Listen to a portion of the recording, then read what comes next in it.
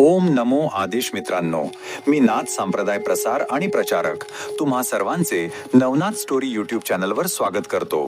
आज मी तुम्हाला या व्हिडिओच्या माध्यमातून सांगणार आहे शत्रूने आपल्यावर केलेली करणी कशी मुक्त करायची। सर्वप्रथम आपल्याला करणी बाधा असे प्रकार करणारे दूरचे लोक नसून ते आपल्या जवळचेच लोक असतात, कारण तुमची प्रगती झालेली काही लोकांना पाहवत नाही। म्हणूनच तंत्रक्रियेचा वापर करून लोक तुम्हाला यशाच्या पायरीवरून अपयशाच्या पायरीवर आणण्याचा प्रयत्न करता।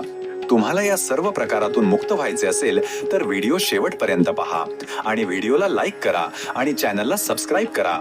नवनाथ महाराज सांगतात, जर तुम्हाला करणी आणि तंत्रक्रियेच्या बंधनातून मुक्त व्हायचे असेल तर तुम्हाला भगवंताची सेवा केली पाहिजे। तुमचे गाराणे भगवंताला सांगितले पाहिजे, जेणेकरून तुमची प्रार्थना भगवंताजवळ पोहोचते। करणी आणि यंत्रक्रिया कशी ओळखावी हा प्रश्न खूप लोकांना पडतो, ते आता सविस्तर जाणून घेऊयात।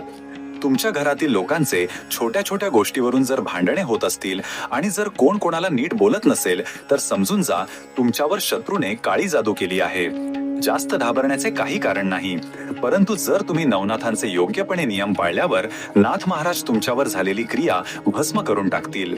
तुमच्या घरात रोज देव्हारावरील देवांची पूजा रोज करणे आणि सकाळ सायंकाळ धूप दीप देवाला लावावा, याने तुमच्या घरात प्रसन्न वातावरण निर्माण होते आणि चैतन्यमय परिसर होतो।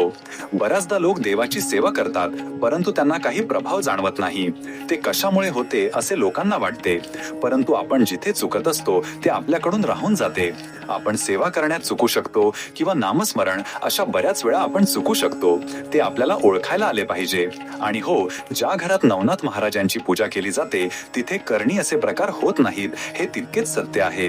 करणी बाधेतून मुक्त कसे व्हावे, सर्वात मोठा प्रश्न खूप अवघड आहे आणि खूप सोपेही आहे, कारण जो तो त्याच्या भक्तीवर टिकून राहत नाही।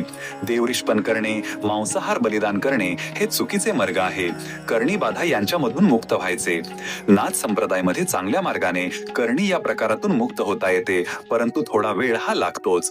संयम हा नाथ परंपरेमध्ये खूप महत्वाचा आहे, त्यामुळे तुम्ही फक्त नवनाथ महाराजाची मनापासून सेवाच करा, फोटोद्वारे किंवा तुम्हाला शक्य होईल तसे। पण जर तुम्ही नवनाथ महाराजांचा फोटो सेवा करण्यासाठी आणला तर तुम्हाला मांसाहार हा सोडून कायमचा बंद करावा लागेल। त्यामुळे योग्य विचार करूनच पुढचे पाऊल उचला, ही माझी तुम्हा सर्वांना शिफारस आहे।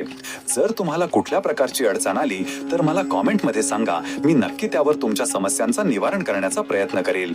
तर चला भेटूया पुढच्या व्हिडिओमध्ये। नमो आदेश।